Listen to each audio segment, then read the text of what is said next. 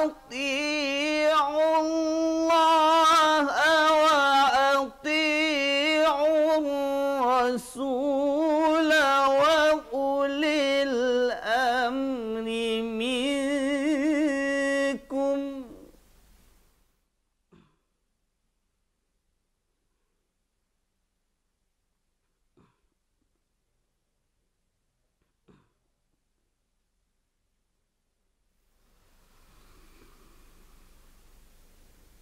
فإن تنازعتم في شيء فردوه إلى الله والرسول إن كنتم تؤمنون بالله واليوم الآخر.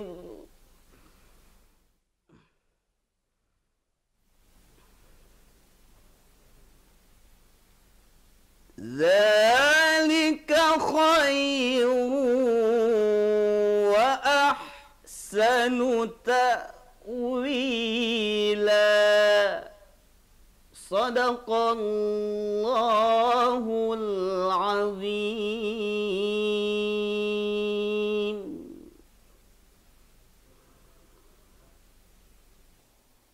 Aku berlindung kepada Allah dari godaan syaitan yang terkutuk, dengan menyebut nama Allah yang Maha Pengasih lagi Maha Penyayang.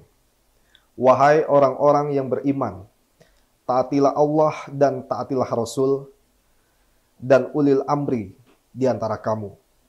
Kemudian jika kamu berbeda pendapat tentang sesuatu, maka kembalikanlah kepada Allah dan Rasul, dan jika kamu beriman kepada Allah dan hari kemudian, yang demikian itu lebih utama dan lebih baik akibatnya. Quran Surat An-Nisa ayat 59. Maha benar Allah dengan segala firman-Nya. Assalamualaikum warahmatullahi wabarakatuh. Waalaikumsalam warahmatullahi Alhamdulillah, wabarakatuh. alhamdulillahirabbil alamin. Wassalatu wassalamu ala Rasulillah Sayyidina Muhammad ibni Abdillah wa ala alihi wa sahbihi wa man walah. Pemirsa TVRI yang mulia, pada hari ini kembali Anda menyaksikan tontonan yang insya Allah menjadi tuntunan program yang mencurahkan ilmu dan mencerahkan, tayangan yang syarat kasanah keislaman sebagai bekal amalan untuk menggapai manisnya iman. Di mana lagi kalau bukan di Takjil, Taqarrub ke Jalan Ilahi. Syukur kepada Allah pada sore hari ini menjelang berbuka puasa kami kembali bisa menyapa Anda dalam program Takjil, dan semoga sore hari ini Anda tetap diberikan kekuatan dan juga diberikan semangat dalam menyelesaikan ibadah puasa Anda dan terus diberikan kekuatan untuk dapat meningkatkan amal ibadah kepada Allah Subhanahu wa taala. Dan pemirsa, saya tidak sendirian. Pada hari ini saya sudah bersama sosok yang istimewa yang selalu menebarkan semangat kepada kita semua. Siapa lagi kalau bukan Haji Muhammad Kurnia LC MAG. Pak Ustadz, bagaimana kabarnya Ustadz? Alhamdulillah sehat. Alhamdulillahirabbil alamin. Alhamdulillah, Pak Ustadz memang selalu bersemangat Ya. dan senyumnya juga menampakkan bagaimana Ustadz terus menebarkan kebaikan. Masya Allah. Betul-betul ya, kita harus selalu positif ya, Ya. energi yang dikeluarkan sehingga kehidupan kita pun penuh hal-hal yang positif. Hal yang Seperti Masya itu. Allah. Baik, Ustadz dan juga pemirsa yang ada di rumah, tema kita pada takjil kali ini adalah konsep kepemimpinan dalam Islam. Tentu saja ini menjadi hal yang sangat penting karena dalam kehidupan kita sosial bermasyarakat, terutama juga dalam kehidupan kita dalam beragama, harus ada pemimpin yang dapat membawa kita kepada jalan kebaikan. Lalu seperti apa konsep pemimpin yang telah diatur dan ditentukan di dalam Islam? Kita akan bahas bersama dengan Ustadz Kurnia LC MAG. Pak Ustadz, ini langsung saja. Ini cukup menarik tema kita, yaitu konsep kepemimpinan dalam Islam, yang memang menjadi hal yang sangat relevan untuk dapat kita bahas dan kita bicarakan saat ini. Apalagi kaum muslim saat ini merupakan memang kaum yang jumlahnya cukup besar, sehingga harus ada pemimpin yang dapat memberikan tuntunan begitu kepada kita kaum muslimin untuk dapat menggapai surganya Allah begitu Ustaz. Baik, Ustadz Haji Muhammad Kurnia mungkin bisa langsung dipaparkan Ustadz. Terima kasih Bang Revo, pemirsa TVRI Bangka Belitung. yang menyaksikan program Takjil pada sore hari ini. Ini tema kita luar biasa istimewa, Bang Revo, ditambah kita bahas ini di bulan Ramadan. Bulan Ramadan, Masya Allah. Setidaknya ini menjadi pengingat bagi kita bahwasanya sebagai seorang Muslim, kita semuanya diatur dari berbagai macam aspek lini kehidupan. Betul. Baik dari faktor ekonomi maupun faktor sosial budaya, bahkan dalam dunia kepemimpinan pun, dalam Islam itu semuanya diatur. Makanya itulah yang menjadikan Islam itu rahmatan lil alamin. Jadi luar biasa tema kita pada sore hari ini. Baik, saya mohon izin buka dulu Bang Revo. Iya, silakan. Pemirsa TVRI Bangka Belitung dimanapun Anda berada. Assalamualaikum warahmatullahi wabarakatuh. Alhamdulillahirabbil alamin wa bihi nasta'inu ala umuri dunya waddin. Wassalatu wassalamu ala Rasulillah wa ala alihi wa ashabihi wa mawalah wa la haula wa la quwwata illa billah. Subhanaka la ilma lana illa ma 'allamtana innaka antal alimul hakim. Qala rabbi shrah li sadri wa yassir li amri wahlul 'uqdatam min lisani yafqahu qawli. Allahumma fashalli wa sallim wa barik ala sayidina Muhammad wa ala alihi wa ashabi ajma'in amma ba'du. Para pemirsa TVRI Bangka Belitung dimanapun Anda berada, pemirsa setia program Takjil yang insya Allah di sore hari ini tetap semangat dalam menjalankan ibadah puasanya. Mudah-mudahan amal ibadah kita diterima di sisi Allah Subhanahu wa Ta'ala. Dan apa yang sudah kita panjatkan dalam doa kita selama kita berpuasa ini, mudah-mudahan doa-doa kita diijabah oleh Allah Subhanahu wa Ta'ala. Amin ya Rabbal Alamin. Para pemirsa TVRI Bangka Belitung dimanapun Anda berada, berbicara tentang konsep kepemimpinan dalam Islam. Tadi di awal acara kita sudah menyimak bagaimana Qori telah membacakan ayat Al-Quran dalam surat An-Nisa ayat ke-59. Yang mana Allah Subhanahu wa Ta'ala telah berfirman, A'udzubillahi minasyaitonirrajim, Ya ayyuhalladzina amanu, ati'ullah wa ati'ur rasul wa ulil amri minkum. Allah Subhanahu wa Ta'ala telah berfirman kepada kita semuanya. Apa kata Allah? Hai orang-orang yang beriman. Jadi seruan yang Allah sampaikan ini adalah untuk orang-orang yang beriman kepada Allah Subhanahu wa Ta'ala. Tentu orang-orang yang beriman di sini, Bang Revo, yang dimaksud adalah kita sebagai kaum muslimin. Apa yang Allah serukan kepada kita orang-orang yang beriman? Allah mengatakan ati'ullah wa ati'ur rasul. Taatlah kalian kepada Allah. Kemudian taatlah kalian kepada Rasul wa ulil amri minkum. Dan kita diperintahkan oleh Allah untuk taat kepada ulil amri. Yang dalam hal ini kita bisa pahami makna ulil amri di situ adalah pemimpin. Mereka yang diamanahi oleh Allah jabatan, pangkat, kedudukan yang tujuannya bagaimana bisa mengatur keberlangsungan hidup umat manusia. Nah, dalam ayat ini ada hal yang menarik yang bisa kita kaji. Ketika Allah Subhanahu wa Ta'ala mengatakan, Ya ayyuhalladzina amanu ati'ullah wa ati'ur rasul wa ulil amri minkum. Ini ada 3 perintah yang Allah sampaikan kepada kita. Pertama, taat kepada Allah. Yang kedua, taat kepada Rasul. Dengan kalimat ati'ullah wa ati'ur rasul. Tapi kemudian ayat ini dilanjutkan oleh Allah, wa ulil amri minkum. Tidak ada lagi kalimat wa ati'u ulil amri minkum. Tidak ada lagi. Nah, ternyata ini ada maknanya. Dijelaskan oleh para ulama tafsir bahwasanya makna ayat 59 dari surat An-Nisa ini, ketika Allah perintahkan kita taat kepada Allah, taat kepada Rasul, dengan kalimat di awalnya ada kalimat ati'ullah wa ati'ur rasul, maka maknanya di sini adalah kita diperintahkan oleh Allah untuk taat kepada Allah, taat kepada Rasul tanpa ada tawar-menawar. Pokoknya semua yang Allah perintahkan kita kerjakan. Semua yang Allah larang kita tinggalkan. Mana yang dianjurkan oleh Nabi kita ikuti. Kenapa? Karena perintahnya sudah mutlak, sudah jelas. Jadi tidak ada tawar-menawar. Tapi dengan konsep taat kepada pemimpin, wa ulil amri minkum, dengan ditiadakan kalimat wa ati'u, dan taatilah pemimpin, maka maknanya di sini ulil amri yang harus kita taati adalah ulil amri yang tidak berpaling daripada ketentuan Allah dan Rasulullah. Ya, maka ini ayat yang luar biasa, memberikan pengetahuan yang sangat kompleks kepada kita. Bahwasanya ketika kita berbicara tentang hukum-hukum Allah, berbicara tentang aturan-aturan Rasulullah, maka tidak ada tawar-menawar lagi. Allah ajarkan sholat, Allah ajarkan kita untuk berzakat, Allah ajarkan kita untuk berpuasa, Allah tuntun kita dalam melaksanakan ibadah haji. Semua rangkaian ibadah yang sudah dituntun oleh Allah, tidak ada tawar-menawar lagi. Semuanya kita kerjakan. Sami'na wa ata'na. Kita dengar, kemudian kita taati apa yang menjadi ketetapan Allah dan Rasulullah. Karena tidak ada tawar-menawar lagi. Tapi kalau berkaitan dengan taat kepada pemimpin, kita harus bisa membatasi. Bahwasanya ketentuan dari pemimpin itu adalah yang tidak bertentangan, yang tidak berselisih dengan aturan Allah Subhanahu wa Ta'ala. Pernah dulu terjadi di Tunisia, Bang Revo, presidennya ketika bulan Ramadan, dia melakukan semacam konferensi yang itu disiarkan di televisi yang ada di negara Tunisia tersebut. Jadi presiden tadi dia mengatakan bahwasanya ketika kita puasa, puasa ini membuat kita lemah. Jadi kepada rakyatku semua tidak usahlah kalian berpuasa. Diambilnya air minum, diminumnya di depan halayak ramai seperti itu. Nah, itu perintah dari seorang presiden, seorang ulil amri. Nah, pertanyaannya apakah perintah yang seperti itu harus kita taati? Oh, tentu jawabannya tidak. Kenapa? Karena memang itu perintah bertentangan dengan hukum Allah Subhanahu wa Ta'ala. Jadi maknanya di sini adalah kita sebagai muslim, sebagai mukmin, kita lebih tahulah kalau bagaimana kita harus taat kepada pemimpin, kita harus hormat kepada pemimpin, ya, karena ini merupakan sebuah tuntunan bagi kita kaum muslimin, apalagi orang-orang beriman kepada Allah, supaya kita taat kepada pemimpin. Tapi ingat, digarisbawahi ketaatan yang tidak bertentangan dengan hukum Allah Subhanahu wa Ta'ala. Maka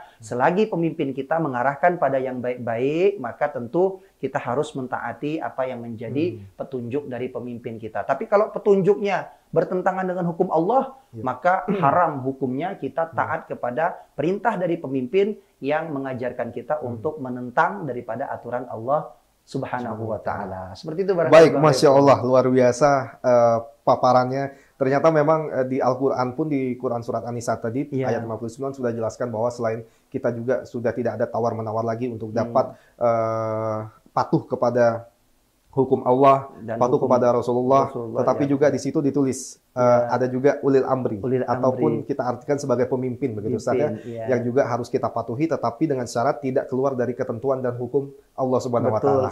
Baik, Ustaz, kita akan jeda dulu sebentar. Dan pemirsa TVRI Bangka Belitung yang dimuliakan Allah, jangan kemana-mana, kita akan lebih memperdalam lagi terkait dengan bagaimana konsep kepemimpinan di dalam Islam. Tentunya tetap di Takjil, Takorup ke Jalan Ilahi.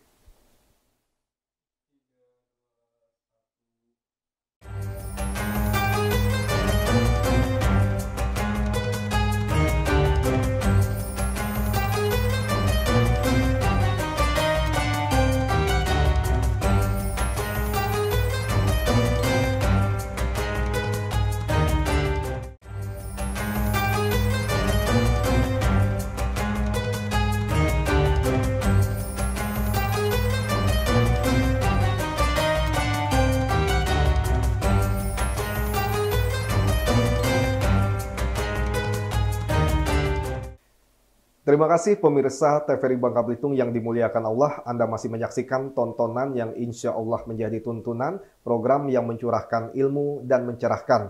Tayangan yang syarat kasanah keislaman sebagai bekal amalan untuk menggapai manisnya iman. Di mana lagi kalau bukan di Takjil, Takorup ke Jalan Ilahi. Masya Allah. Ustadz, dari kita tadi sudah membahas tentang bagaimana Quran Surat An-Nisa ayat 59, itu juga sudah mengatur bagaimana kita juga harus patuh begitu ya terhadap pemimpin yang nanti akan mengatur kita di dalam banyak sekali lini kehidupan kita. Ekonomi, sosial kemasyarakatan, budaya, dan sebagainya begitu Ustaz. Nah, pertanyaannya begini Ustaz, untuk di masa sekarang ini, bagaimana seharusnya seorang pemimpin itu dapat mengarahkan umat, Ustaz. Apalagi misalkan di dalam sebuah kondisi masyarakat yang majemuk, dari segi budaya, misalkan dari latar belakang dan sebagainya. Tentu ini bukan menjadi pekerjaan mudah untuk dapat mengarahkan umat ke jalan yang memang betul-betul berdasarkan ketentuan dari Allah. Itu seperti apa, Ustaz? Ya, sebenarnya kalau kita berbicara tentang krisis kepemimpinan di era sekarang ini, semua itu terjadi disebabkan karena kurang sadarnya para pemimpin-pemimpin yang diberikan amanah oleh Allah Subhanahu wa Ta'ala, sehingga dalam menjalankan amanah kepemimpinan tersebut seringkali kadang-kadang tidak sesuai dengan aturan yang telah disampaikan oleh Allah Subhanahu wa taala. Karena tidak bisa kita nafikan banyak orang-orang yang terbuai dengan pangkat dan jabatan. Iya. Bahkan seringkali kita temukan ada dulu calon pemimpin itu ketika sebelum pemilihan, wah dia keliling-keliling, ketemu masyarakat, datang ke masjid, subuh berjamaah dan lain sebagainya sebelum pemilihan. Sebelum pemilihan. Ketika setelah pemilihan banyak yang kebiasaan-kebiasaan baik itu ditinggalkan. Wallahu a'lam. Kalau memang alasannya sibuk, okelah, kita bisa maklumi. Tapi jangan sampai banyak kebaikan-kebaikan yang dilepaskan, ya. Atau ada juga yang kita temukan fenomena dari pemilihan calon pemimpin kita, ketika sebelum dia mencalonkan, dia memberikan hadiah, hibah, karpet dan lain sebagainya kepada masjid. Tiba-tiba dia tidak terpilih, ditarik lagi. Itu real terjadi di Indonesia. Nah, kurang sadarnya para pemimpin itulah yang menyebabkan mereka tidak mampu menjalankan kepemimpinan itu dengan baik.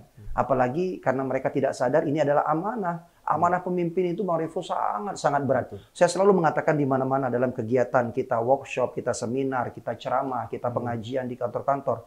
Saya selalu katakan, pemimpin itu dia punya dua kaki. Ya, dua kaki ini yang akan menuntun langkah dia nanti di akhirat kemana. Satu kaki dia bisa membawa ke surga, satu kaki pemimpin ini bisa membawa ke neraka. Kalau seorang pemimpin, dia adalah pemimpin yang adil, pemimpin yang bijaksana, pemimpin yang bertanggung jawab atas amanah yang Allah titipkan di pundaknya. Pemimpin yang seperti ini dia akan lebih dulu masuk surga, mendahului para ulama.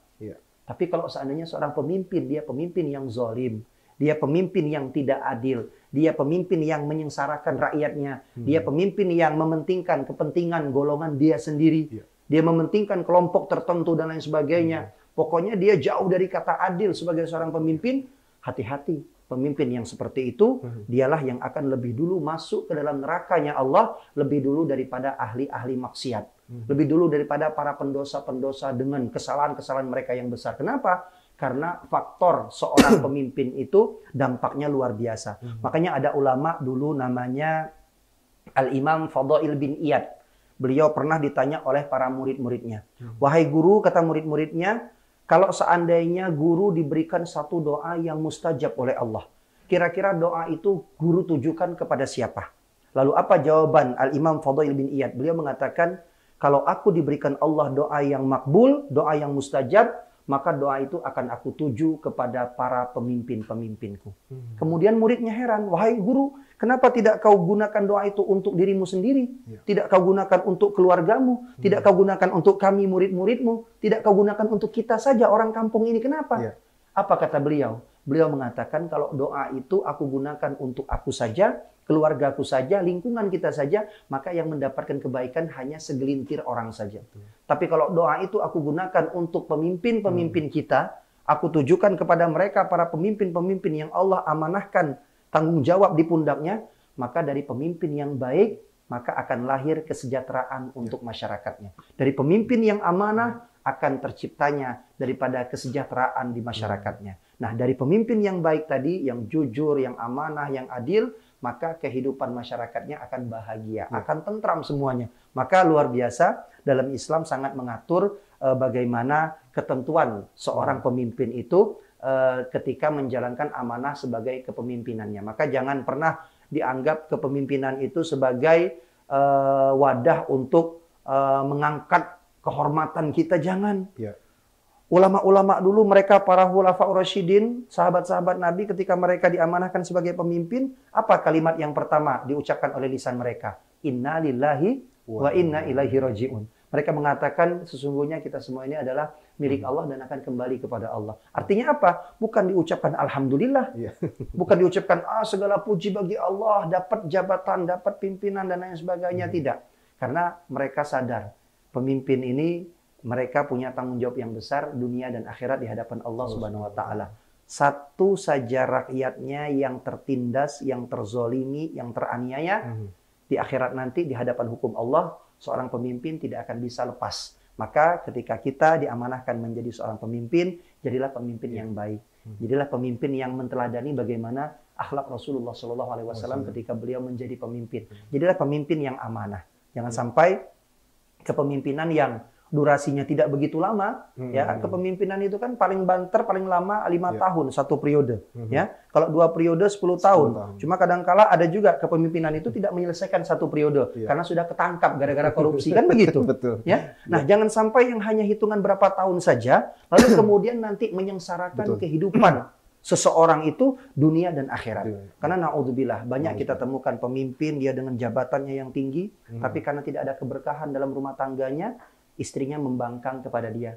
Dia punya anak, anaknya kena narkoba. Dia punya anak, anaknya kena kasus yang itu bisa mengantarkan kepada ranah hukum dan lain sebagainya. Apa sebabnya itu terjadi? Karena tidak adanya keberkahan dari Allah Subhanahu wa taala. Maka para pemimpin jadikan amanah yang melekat di pundak sebagai jembatan untuk bisa meraih keberkahan dari Allah Subhanahu wa taala. Demikian Marifo. Ya, baik Ustadz, begini, ini salah satu fenomena yang saya anggap cukup menarik. Tadi Ustadz mengatakan bahwa ketika para sahabat Nabi begitu diberikan amanah untuk dapat memimpin, mereka langsung mengucapkan innalillahi wa inna ilaihi rajiun. Ini mereka memikirkan tentang betapa besarnya tanggung jawab dan amanah yang harus mereka emban. Nah, tapi dalam konteks masa sekarang ini Ustadz ya, kita melihat bahwa terutama di sebuah sistem demokrasi begitu. Di setiap election itu orang-orang kadang-kadang berlomba-lomba untuk menjadi pemimpin. Ini apakah mereka tidak menyadari tentang betapa beratnya tanggung jawab dan amanah yang diemban atau seperti apa, Ustaz? Ya. Secara teori pada dasarnya para calon-calon pemimpin kita itu mereka sadar bahwa dengan mereka terpilih nanti umpamanya menjadi seorang pemimpin, maka akan ada beban dan tanggung jawab yang besar. Yang tentu sebagai muslim kita menyadari itu adalah amanah. Yang mana setiap amanah itu pasti akan dimintai pertanggungjawaban di hadapan Allah nanti di akhirat. Ya. Tapi kadangkala dalam praktiknya ini banyak menganggap ya itu tadi, kepemimpinan hanya jembatan untuk meraih popularitas. Kepemimpinan hanya jembatan untuk meraih kemapanan ekonomi dengan memegang beberapa proyek dan lain sebagainya, kan begitu. Nah, ini yang menjadi sebuah kekeliruan. Nah, kita tidak usah berbicara skala kepemimpinan lebih jauh lah. Kita mulai kepemimpinan dalam diri kita sendiri. Karena sesungguhnya kita semuanya adalah pemimpin. Nabi jelas mengatakan, kullukum ra'in, kata Nabi. Setiap kalian adalah pemimpin. Wa kullukum mas'ulun an ra'iyatihi. Dan setiap kalian ketika memimpin, semua kepemimpinan kalian akan dimintai pertanggungjawaban di hadapan Allah Subhanahu wa taala. Di dunia ini kita bisa men-setting hukum itu sesuai dengan kemauan kita. Karena kadangkala namanya produk manusia kan banyak cacatnya. Namanya produk manusia itu kan banyak celah yang tidak baiknya. Maka kalau seandainya terjadi hal seperti itu, ya itulah produk manusia, banyak kekurangannya. Tapi kalaupun hukum seperti itu di dunia terjadi, maka di akhirat nanti kita tidak akan pernah bisa luput dari hukum Allah Subhanahu wa taala. Makanya nanti ketika tiba hari pembalasan, inna sam'a wal basara wal fuada kullu ulaika kana anhu mas'ula, kata Allah. Setiap apa yang pernah kita dengar, apa yang pernah kita lihat, apa yang pernah ada dalam hati kita, maka semua itu akan dimintai pertanggungjawaban di hadapan Allah Subhanahu wa taala. Al-yauma nakhtimu ala afwahihim wa tukallimuna aydihim wa tashhadu arjuluhum bima kanu yaksibun. Kata Allah nanti pada hari kiamat, mulut yang di dunia ini pandai kita gunakan untuk bersilat lidah, untuk menutupi kesalahan kita, untuk membenarkan yang salah, untuk menyalahkan yang benar. Di dunia mulut kita begitu, nanti di akhirat mulut ini akan dikunci rapat-rapat oleh Allah Subhanahu wa taala. Apa yang terjadi? Wa tukallimuna aydihim. Allah perintahkan tangan kita untuk berbicara kepada Allah Subhanahu wa taala. Wa tashhadu arjuluhum bima kanu yaksibun. Allah perintahkan kedua kaki kita bersaksi kepada Allah apa perbuatan yang pernah kita lakukan dulu ketika kita hidup di dunia. Maka ini menjadi renungan bagi kita semuanya. Kita menjadi pemimpin dalam rumah tangga sebagai seorang suami. Kita menjadi pemimpin dalam masyarakat ketika kita diberikan amanah dalam kepemimpinan tersebut. Tapi minimal kita semua adalah pemimpin untuk diri kita sendiri. Bagaimana dari ujung rambut sampai ujung kaki, jasad kita, fisik kita, kita semua akan bertanggung jawab kelak di hadapan Allah Subhanahu wa taala. Seperti itu barangkali. Masya Allah. Dan jika kalau kita betul-betul menghayati tadi apa yang disampaikan Ustadz, mungkin orang-orang juga akan lebih berpikir dua kali lagi Ustadz ya, untuk dapat menjadi pemimpin. Baik, Ustadz kita akan kembali lagi dan pemirsa TVRI yang dimuliakan Allah, setelah ini kami sudah mendapatkan beberapa pertanyaan dari Anda semua yang nanti akan dijawab langsung oleh Ustadz Muhammad Kurnia LCMAG, tentunya di segmen Berbagi Takjil. Jangan kemana-mana, tetap di Takjil, Takorup ke Jalan Ilahi.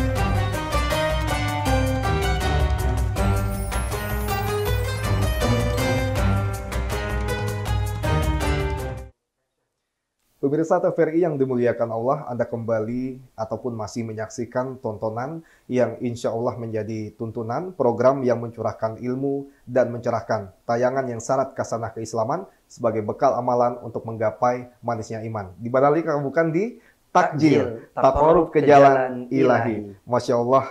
Ustadz, berarti memang konsep kepemimpinan di dalam Islam itu sudah diatur begitu ya. Termasuk di dalam Al-Quran itu bagaimana seorang pemimpin harus bersikap. Karena bagaimanapun juga setiap apa yang dilakukan oleh pemimpin itu dimintai pertanggungjawabannya di hadapan Allah Subhanahu wa Ta'ala. Dan imbasnya Bang dari seorang pemimpin itu kan itu pengaruhnya besar sekali dalam kehidupan masyarakat. Karena bagaimana cerminan sebuah masyarakat itu kan tergantung bagaimana cerminan pemimpinnya.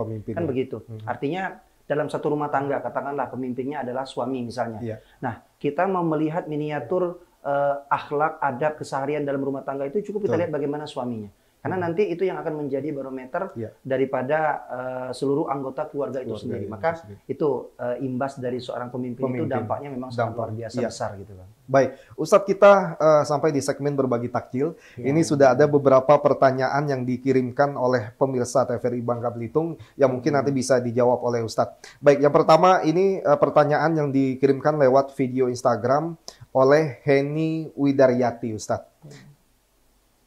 Assalamualaikum warahmatullahi wabarakatuh. Saya Heni, ingin berbagi takjil dong Ustadz. Ustadz, saya ingin menanyakan bagaimana konsep kepemimpinan yang ideal dalam Islam. Terima kasih. Wassalamualaikum warahmatullahi wabarakatuh. Ya Ustadz, itulah tadi pertanyaan yang dikirimkan lewat video IG dari Heni Widaryati. Mungkin bisa langsung jawab Ustadz. Iya, Masya Allah luar biasa pertanyaannya yang memang baik sekali mengenai konsep ideal kepemimpinan dalam Islam. Jadi sebenarnya kalau kita berbicara konsep ideal kepemimpinan dalam Islam itu adalah bagaimana seorang pemimpin itu dia menyadari bahwasanya yang dia emban itu adalah sebuah amanah. Yang amanah itu sangat mulia. Kalau seandainya dia tunaikan amanah itu dengan baik, maka balasan pahalanya pun tidak main-main, sangat besar sekali. Tapi kalau seandainya amanah itu dia khianati, maka dia akan berhadapan dengan konsekuensi nanti di hadapan Allah Subhanahu wa Ta'ala. Kemudian yang kedua adalah bagaimana konsep ideal kepemimpinan itu adalah sesuai dengan keahliannya. Jadi memang dalam suatu perkara itu semuanya harus diserahkan pada ahlinya. Yang pandai manajemen dia harus turun di bidang manajemen. Yang pandai ilmu kesehatan dia harus berkecimpung dalam dunia kesehatan. Yang pandai dalam urusan agama dia berkecimpung dalam urusan agama. Sebab apa? Karena suatu perkara itu kalau diserahkan bukan pada ahlinya, ya fantazirus sa'ah kata Nabi, tunggu kehancurannya. Ya, tunggu kehancurannya artinya sebuah perkara itu kalau bukan ditangani oleh para ahlinya, ya maka tidak akan bisa mendatangkan kebaikan-kebaikan dalam hidup kita. Ya seperti kita produksi dalam acara takjil, program Ramadan ini. Kalau seandainya dari mulai krunya, kameramennya, editornya, produsennya, dan lain sebagainya, kalau memang bukan yang expert di bidangnya, yang ahli di bidangnya itu, ya tidak mungkin akan produksi sebaik seperti ini. Ya, tapi karena dipegang oleh yang ahlinya masing-masing, ada yang bidangnya di kamera, ada yang bidangnya di editing dan lain sebagainya, maka akan mendatangkan manfaat kebaikan yang luar biasa. Maka sekali lagi, kalau kita ingin menghadirkan konsep ideal kepemimpinan dalam Islam, yaitu adalah dengan menyadari bahwasanya kepemimpinan itu merupakan jalan kita untuk bisa sampai kepada Allah Subhanahu wa Ta'ala dengan kita tunaikan amanah kepemimpinan itu sebaik-baiknya. Ya, seperti itu barangkali. Ya, baik, terima kasih Ustadz. Kita langsung saja ke pertanyaan selanjutnya. Ini dikirimkan lewat Facebook oleh Eko Budiono. Ya, Assalamualaikum Ustadz. Waalaikumsalam warahmatullahi wabarakatuh. Ya, pertanyaannya, Rasulullah Muhammad SAW merupakan suri teladan bagi kita umat Islam. Pertanyaannya adalah, pernahkah Rasulullah berbuat kesalahan? Masya Allah. Ya, itu pertanyaan yang luar biasa, Bang. Jadi kesalahan itu sendiri ada yang sifatnya kesalahan manusiawi. Yang pertama, yang kedua kesalahan itu ada yang sifatnya memang karakteristiknya dia adalah orang yang salah. Nah, baginda Rasulullah SAW, beliau ketika terlahir dan kemudian diutus oleh Allah menjadi seorang Rasul, Khatimul Anbiya atau Khatamul Anbiya, penutup daripada para nabi, maka pada saat itu Rasulullah itu status beliau itu namanya maksum. Maksum itu artinya terjaga. Beliau tidak akan melakukan dosa-dosa, kesalahan-kesalahan yang besar. Beliau tidak akan melakukan dosa-dosa atau kesalahan-kesalahan sebagaimana yang dilakukan oleh para ahli-ahli maksiat. Kenapa? Karena memang Rasulullah terjaga. Jangankan sampai akan melakukan dosa. Nabi itu kesabarannya sudah diuji oleh Allah Subhanahu wa taala. Bahkan ketika Nabi berdakwah, Nabi dihina, Nabi dicaci maki, bahkan ketika Nabi sampai ke kota Taif, Nabi disambut dengan lemparan batu. Yang ngelempar batu itu bukan orang-orang tua, bukan.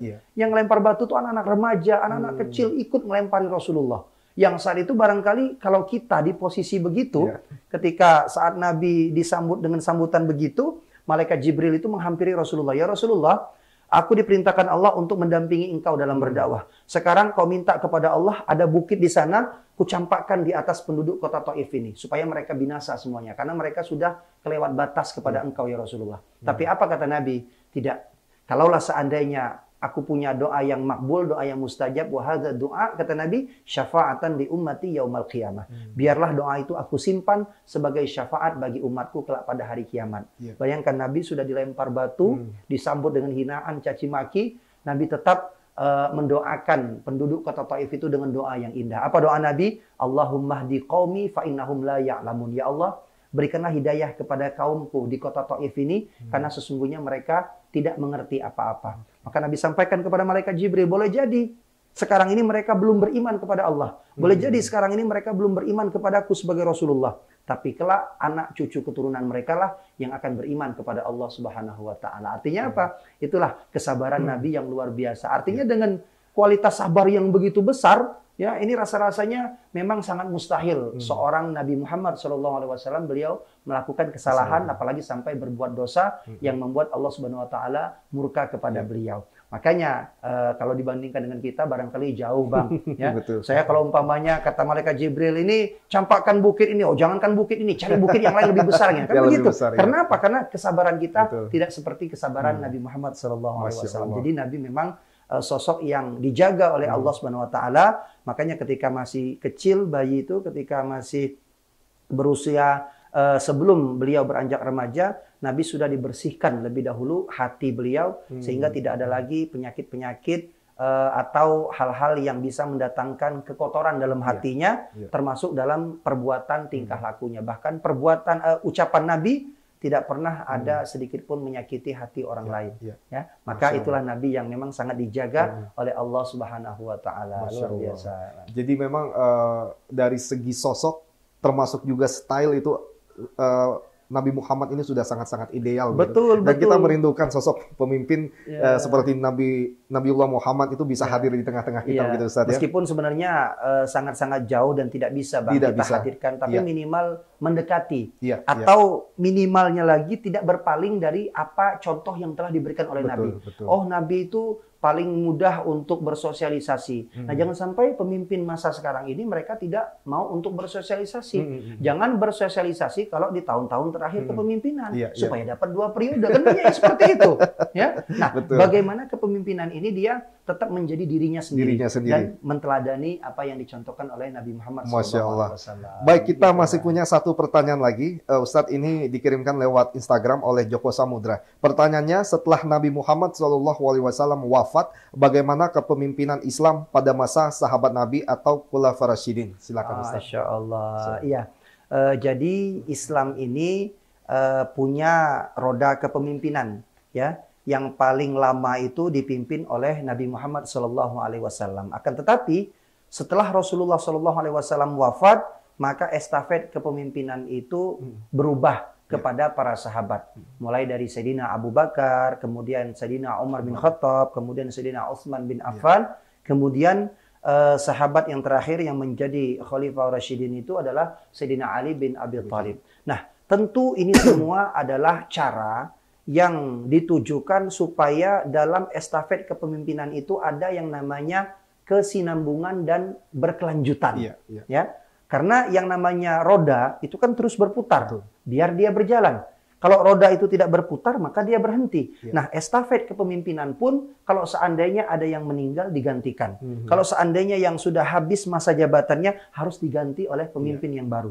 Nah, kita bicara konsep kepemimpinan secara umum yang melibatkan umat dan masyarakat misalnya, ya. Dan Nabi Muhammad kalau kita boleh berbicara sosok pemimpin yang memang beliau menjadi satu-satunya orang yang paling berpengaruh dalam sejarah peradaban dunia.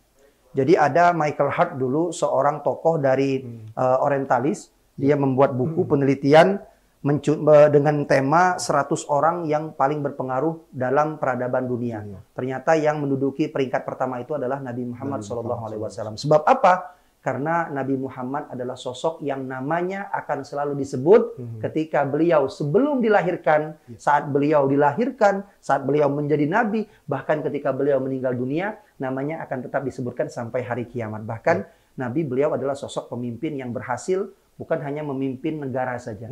Beliau juga memimpin perang. Dalam keluarga, beliau juga pemimpin keluarga. Dalam kelompok kaum, beliau juga pemimpin kaum.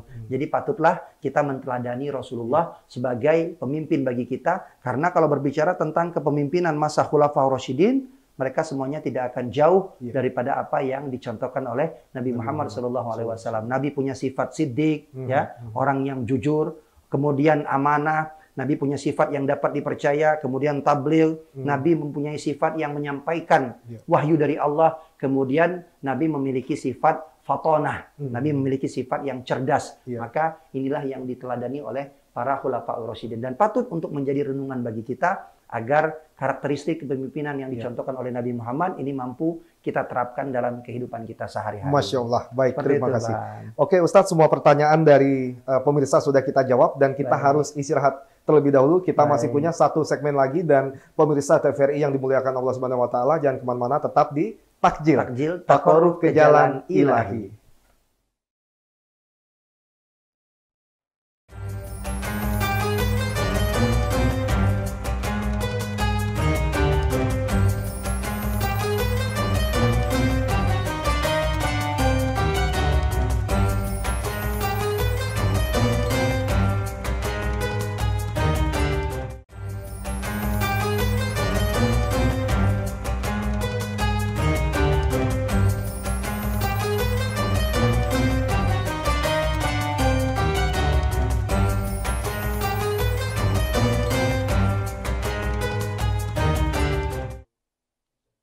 Pemirsa TVRI Bangka Belitung yang dimuliakan Allah, kita sudah sampai di penghujung program Takjil kita pada sore hari ini. Dan Anda masih tetap menyaksikan tontonan yang insya Allah menjadi tuntunan, program yang mencurahkan ilmu dan mencerahkan, tayangan yang syarat khasana keislaman sebagai bekal amalan untuk menggapai manisnya iman. Di mana lagi kalau bukan di Takjil, Takorub ke Jalan Ilahi. Masya Allah, Ustadz, luar biasa sekali tadi paparan dari Ustadz tentang bagaimana konsep kepemimpinan di dalam Islam yang sudah dicontohkan dengan begitu luar biasa oleh Nabiullah kita, yaitu Nabi Muhammad SAW. Terkait dengan tema kita, yaitu konsep kepemimpinan dalam Islam, Ustadz mungkin pada segmen terakhir ini bisa menyampaikan kesimpulan. Ustadz, silakan. Ya, baik, terima kasih Bang Revo dan pemirsa TVRI Bangka Belitung dimanapun Anda berada yang menyaksikan program Takjil sampai segmen yang terakhir ini. Mudah-mudahan dari segmen awal sampai segmen terakhir ini banyak sekali ilmu dan manfaat yang bisa kita ambil, kemudian bisa kita amalkan dalam kehidupan kita sehari-hari. Baik, dalam segmen kesimpulan ini saya ingin menyampaikan bahwa bagaimana seorang pemimpin itu memiliki peran yang sangat penting ya dalam keberlangsungan kehidupan manusia, baik dalam skala kecil maupun skala besar. Skala kecil ini kita katakanlah dalam ruang lingkup rumah tangga. Karena seorang pemimpin dalam rumah tangga itu yang dipimpinnya ya tidak jauh hanya dari lingkup istri kemudian anak-anak saja. Ya, tapi kalau seandainya berbicara tentang skala kepemimpinan dalam jumlah yang besar, maka yang dipimpinnya adalah banyak sekali orang-orang yang di bawahnya itu. Apalagi kita berbicara dalam konteks kepemimpinan di Indonesia, barangkali Bang Revo. Tentu Indonesia ini adalah negara yang majemuk, negara yang multi kultur, ya, kita semuanya budaya ada di sini. Kita bahasa beraneka ragam bahasa kita ada di sini. Bahkan kita hidup dengan berbagai macam keyakinan yang diakui di pemerintah Republik Indonesia ini. Tentu bukan hal yang mudah untuk menjadi seorang pemimpin kepada negeri Republik yang besar seperti Indonesia ini. Nah, yang harus kita pahami bersama adalah kita harus membangun kesadaran dalam diri kita terhadap amanah dalam kepemimpinan itu. Maka jangan sampai amanah kepemimpinan yang tadi di awal kita sudah sampaikan, hitungannya hanya sekedar hitungan tahunan saja, ya. Jangan sampai justru gara-gara kelalaian kita, gara-gara ketidakamanahan kita terhadap amanah jabatan tersebut, maka justru akan menyengsarakan kita di dunia dan akhirat selama-lamanya. Dan lebih parah lagi kalau seandainya itu menjadi historis yang buruk untuk generasi-generasi setelahnya. Malulah nanti kalau kita punya cucu, kalau kita punya keturunan nanti ketika bicara, oh itu dulu kakek saya, oh kakek saya ternyata seorang koruptor. Oh itu adalah dulu kakek saya, ternyata kakek saya dia ketika menjadi pemimpin dia gagal dalam kepemimpinannya. Dia tidak amanah, dia berkhianat dalam pemimpinnya dan lain sebagainya. Maka itu akan menjadi historis yang tidak baik dalam kehidupan di masa yang akan datang. Maka oleh sebab itu ketika kita sudah ketika kita sudah sadar bahwasanya kepemimpinan itu adalah amanah dari Allah yang harus kita jaga, maka jalankanlah kepemimpinan itu dengan hati yang ikhlas, dengan hati yang tulus, hanya karena Allah Subhanahu wa taala. Jangan sampai kita tidak punya keikhlasan dalam menjalankan amanah kepemimpinan ini, karena rugi. Kita menjadi pemimpin itu sudah korban waktu loh, sudah korban tenaga. Bahkan di era zaman sekarang ini barangkali menjadi pemimpin itu harus korban biaya yang tidak sedikit, Bang. Tidak sedikit. Kita sudah bisa mengukur lah. Jangankan tingkat kepala daerah, tingkat RT RW, tingkat kepala desa saja, masya Allah, Bang. Itu fenomena yang ada di Indonesia ini. Nah, jangan sampai sudah banyak sekali yang kita korbankan. Ternyata bukan menghantarkan kita ke dalam surga, tapi justru menjerumuskan kita ke dalam nerakanya Allah Subhanahu wa taala. Nauzubillah, tsumma nauzubillah min dzalik. Insyaallah kita doakan dengan doa yang terbaik seluruh para pemimpin-pemimpin kita, mudah-mudahan mereka selalu dijaga oleh Allah Subhanahu wa taala, selalu dibimbing hatinya, semoga mereka bisa menunaikan amanah kepemimpinan itu dengan sebaik-baiknya insyaallah. Amin ya rabbal alamin. Amin ya rabbal alamin. Kita langsung saja mungkin bisa berdoa bermunajat kepada Allah Subhanahu wa taala, Ustaz. Baik, pemirsa TVRI Bangka Belitung dimanapun Anda berada, tiba kita di sesi terakhir yaitu berdoa kepada Allah Subhanahu Wa Taala. Mudah-mudahan di waktu bulan Ramadan ini dalam keadaan berpuasa, apa yang kita panjatkan kepada Allah menjadi doa yang insya Allah semoga dikabulkan oleh Allah Subhanahu Wa Taala. Amin ya rabbal alamin. A'udzubillahi minasyaitonirrajim. Bismillahirrahmanirrahim. Alhamdulillahi Rabbil Alamin. Allahumma salli wa sallim wa barik ala Sayyidina Muhammadin wa ala alihi wa sahbihi ajma'in. Allahumma gfir lana dhunubana wali walidina warhamhum kama rabbawna sighara wali jami'il muslimina wal muslimat wal mu'minina wal mu'minat birahmatika ya arhamar rahimin. Ya Allah, ya Rahman, ya Rahim.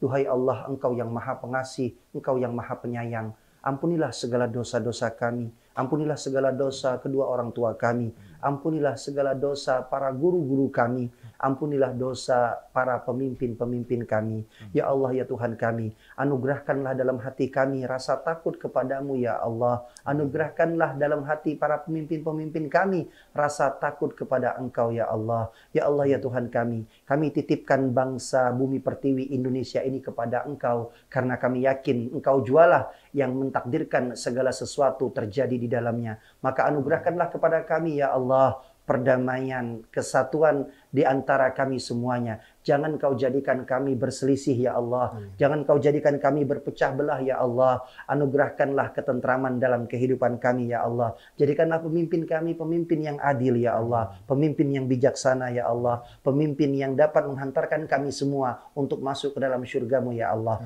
Ya Allah, ya Tuhan kami, di bulan Ramadan ini kami bermunajat kepadamu ya Allah. Angkatlah seluruh permasalahan yang ada di negeri kami ini ya Allah. Angkatlah seluruh permasalahan yang ada di negeri kami ini ya Allah. Kami mohon kepadamu ya Allah, tunjukkanlah kepada kami bahwa yang benar itu nyata benarnya, dan kami diberikan kemampuan untuk mengikuti kebenaran tersebut. Dan tunjukkanlah kepada kami ya Allah bahwasanya yang batil itu nyata batilnya, dan berikan kekuatan kepada kami untuk meninggalkan kebatilan tersebut. Tidak ada tempat kami berlindung ya Allah kecuali hanya kepada Engkau. Rabbana zalamna anfusana wa illam taghfir lana wa tarhamna lanakunanna minal khasirin. Rabbana atina fid dunya hasanah wa fil akhirati hasanah wa qina adzabannar. Wa sallallahu ala sayyidina Muhammadin nabil ummi wa ala alihi wa sahbihi wa baraka wa sallam. Subhana rabbika rabbil izzati amma yasifun wa salamun alal mursalin walhamdulillahi rabbil alamin.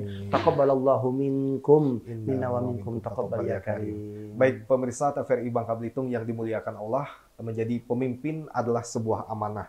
Di dalam amanah tersirat sebuah tanggung jawab yang sangat luar biasa yang nanti akan kita pertanggungjawabkan di hadapan Allah Subhanahu wa taala. Dan sebagai umat muslim kita telah memiliki contoh, kita telah memiliki model yang akan kita jadikan sebagai panutan kita bagaimana cara pemimpin. Nabiullah Muhammad SAW adalah salah satu sosok yang sangat ideal untuk dapat dicontoh sebagai seorang pemimpin. Semoga kita semua dapat mencontoh Nabi Muhammad apabila kita memang sudah dipercayakan, diamanahkan sebagai dengan sebuah tanggung jawab jabatan untuk dapat memimpin sehingga memberikan kemaslahatan bagi umat manusia. Amin. Amin. Ya Rabbal Alamin. Ustadz Haji Muhammad Kurnia LCMAG, terima kasih atas waktunya.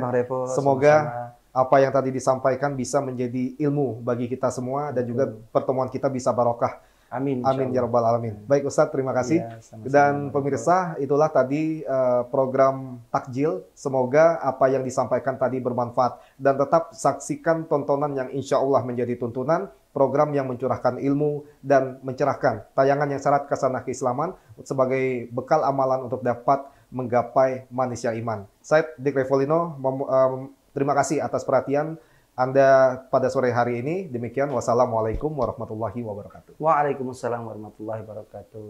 Alhamdulillah. Terima kasih.